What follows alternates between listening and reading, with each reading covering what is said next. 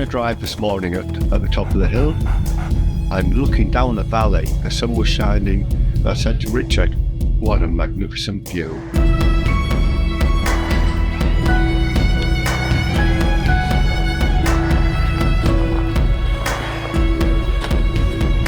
What makes it unique at Poronui, for me, I go back to just the landscape. It's picturesque, it's beautiful, it's amazing. There is a big team behind it, and we really appreciate the fact that it's never been a bad day at Poronui. It does feel like you're at a special place. The shooting here, exceptional.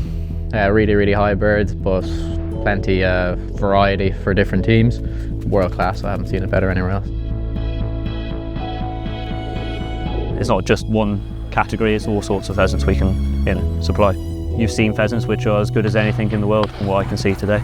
There's very few places that can supply pheasants or produce the shooting that we can at Poronui.